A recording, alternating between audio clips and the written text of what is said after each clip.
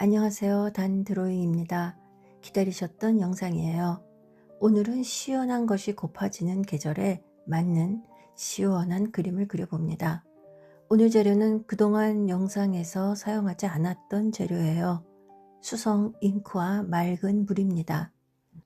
수성 잉크를 넣은 만년필로 드로잉을 하고 나서 깨끗한 물을 붓에 묻혀서 확실하게 분위기 있고 완성도 높은 그림을 그릴 거예요. 그런데 중요한 건 전혀 어렵지 않다는 겁니다. 수채화 분위기지만 수채화의 어려움에서 말끔하게 벗어나서 쉽게 그릴 수 있는 그림이라는 점이 핵심이에요. 수성 잉크가 없는 분은 수성 펜으로 하셔도 되고요. 종이는 수채화지에 하시는 걸 추천드립니다. 펜드로잉 종이에도 해봤는데 두꺼운 종이여도 역시 완성 후에 종이가 꿀렁꿀렁 울더라고요. 수채화 하듯이 마스킹 테이프로 고정하시고 하시는 게 좋겠습니다. 오늘 드로잉의 순서는 이렇습니다. 첫 번째로 수성 잉크로 펜 드로잉을 한다. 두 번째, 붓에 물을 묻혀서 칠한다. 세 번째, 잉크 드로잉을 펜선을 살리고 싶거나 강조하고 싶은 곳에 더 그려 넣는다. 마지막으로 강조하고 싶은 부분에 물칠을 하여 명암을 더 확실하게 나타낸다. 간단하죠? 오늘 풍경은 보시는 것처럼 큰 나무와 그 밑으로 줄지어 있는 알록달록한 자동차가 포인트입니다. 꿀팁 첫 번째, 자동차 그리실 때는 반드시 꼭 직륜면체를 떠올리면서 그리세요. 옆면, 뒷면을 가늠할 때 아주 좋은 방법이에요. 4대의 자동차가 쪼르르 있는데 그 중에서 2대만 그려보겠습니다. 우리가 거리에서 흔하게 볼 수 있는 각도의 모습이니 연습해 보세요. 세상의 모든 물체를 기본 도형으로 바라보는 관찰이 필요합니다.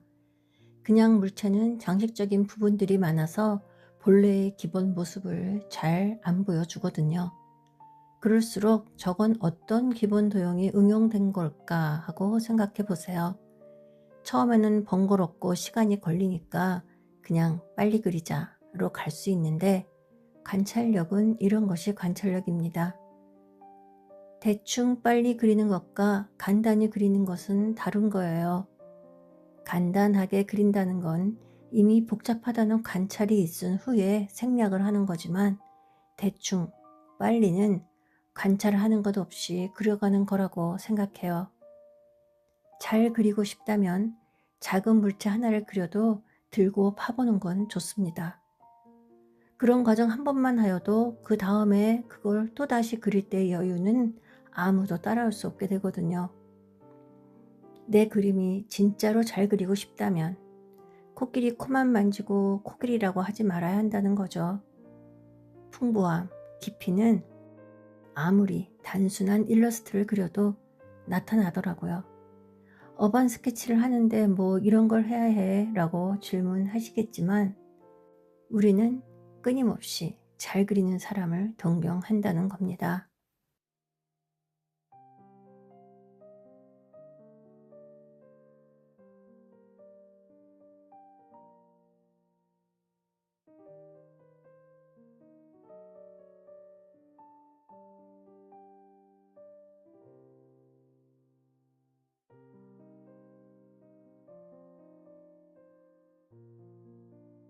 이제 건물을 그립니다.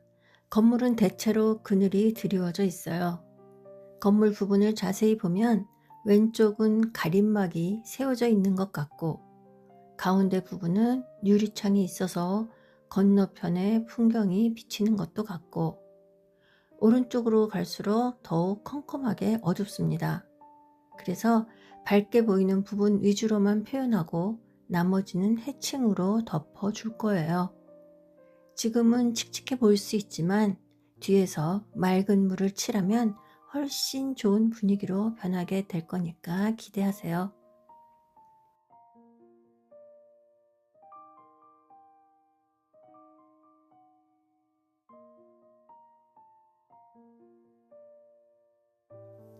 비가 내린 후라서 거리의 땅이 젖어 있어 보입니다.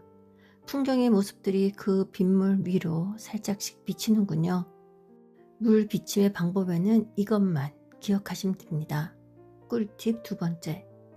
가지런히 가로로, 세로가 아니고 가로로 어둡게 비치는 부분을 긋습니다. 중요한 건 어둡게 비치는 부분을 긋는다는 거예요. 물 비침은 위 물체의 모양, 색대로 비칩니다. 그리고 바로 아래는 촘촘하게 점점 멀어질수록 간격을 띄웁니다. 해칭으로 나무의 전체적인 명암을 표현하고 있어요. 지금까지 긋고 해칭하면서 묘사한 부분은 거의 물로 칠하게 되고 안 한 부분은 밝게 하얗게 남게 됩니다. 자, 드디어 맑은 물의 등장입니다. 설레시죠? 이 드로잉이 어떻게 드라마틱하게 변해가는지 확인해 보세요. 이 느낌입니다. 잉크가 물이 닿으면서 번지는 이 느낌이요. 미리 그은 선이 모두 사라지지 않으면서 스르르 번지는 이 느낌. 붓은 선 위에 아주 가볍게 스슥 지나가게 합니다. 강하게 문지르지 않아요. 이건 해보셔야 이 느낌을 느끼실 수 있는데요.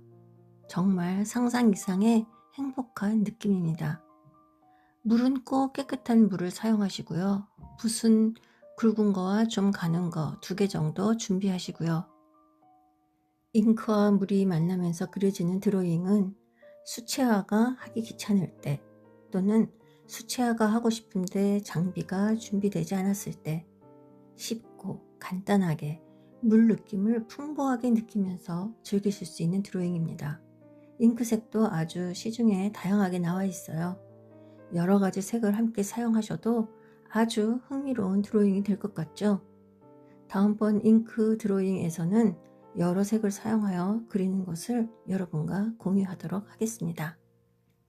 앞으로 쭉 이 그림이 어떻게 아름답게 파란 그림이 되어가는지 지켜봐 보세요. 지금은 2단계입니다. 앞으로 3, 4단계가 남아있으며 더 풍부한 그림으로 거듭나게 될 거예요. 오늘은 나무와 자동차 풍경입니다. 종이 위에서 파란 잉크가 부드럽게 번져가는 모습을 가만히 보고 있으니 마음속의 소음들도 함께 녹아서 번져 사라지는 것 같은 기분이 듭니다. 점점 푸르게 변화가는 큰 나무를 그리면서 제가 참 좋아하는 문장들을 여러분과 잠시 나누고 싶어지네요. 헤세의 나무라는 에세이가 있습니다. 헤세는 나무를 가리켜 내게 가장 감명을 주는 설교자라고 말하였어요. 본문을 잠시 읽어 드릴게요. 나무들이 홀로 서 있을 때 더더욱 숭배한다. 그들은 마치 고독한 사람들과 같다. 시련 때문에 세상을 등진 사람들이 아니라 위대하기에 고독한 사람들 말이다. 마치 베토벤이나 니체처럼.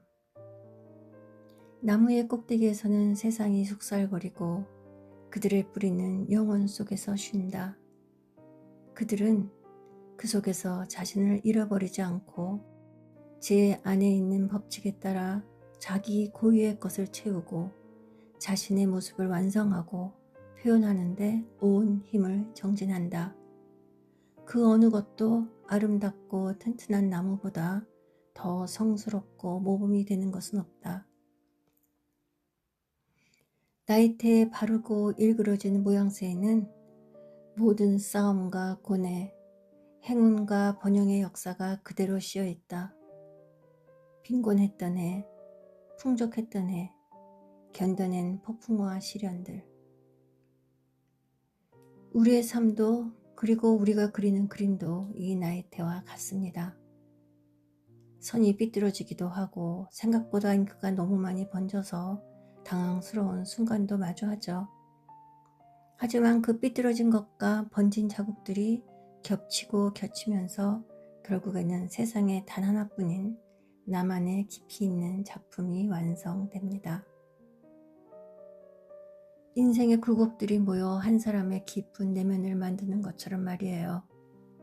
헤세의 수필 속에서 제 마음을 가장 강하게 울린 문장을 여러분과 함께 읊어보았습니다.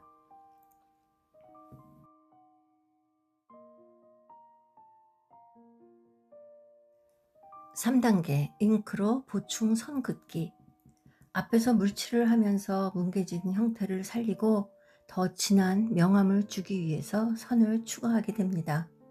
형태가 또렷해지는 효과도 있고 전체적으로 명암의 효과를 주기 위해서 선을 진하게 더 그어주게 되는 겁니다.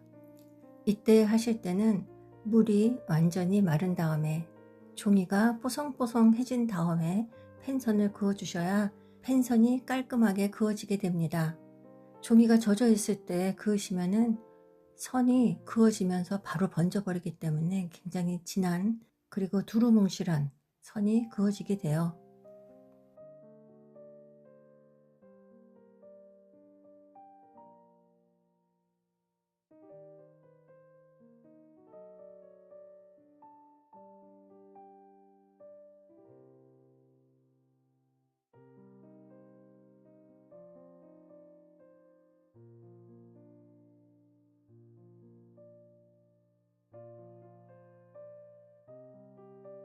이제 마무리 단계입니다. 조금 전 앞에서 잉크로 좀 더 추가해서 그어준 진한 부분들이 있죠. 그 부분을 위주로 물칠을 해줄 거예요. 지금 보시면 아까 앞에서 했던 부분들에 물칠을 하니까 더 진해 보이는 거 보이시죠? 전체적인 톤을 맞춰주면서 뒷 배경도 정리해 줍니다. 작업이 막바지를 향해 가고 있네요.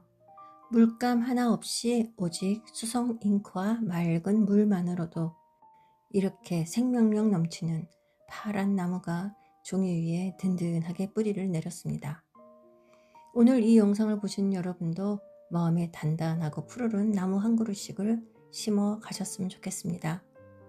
오늘도 함께 해주셔서 고맙습니다. 다음 영상에서 또 봬요.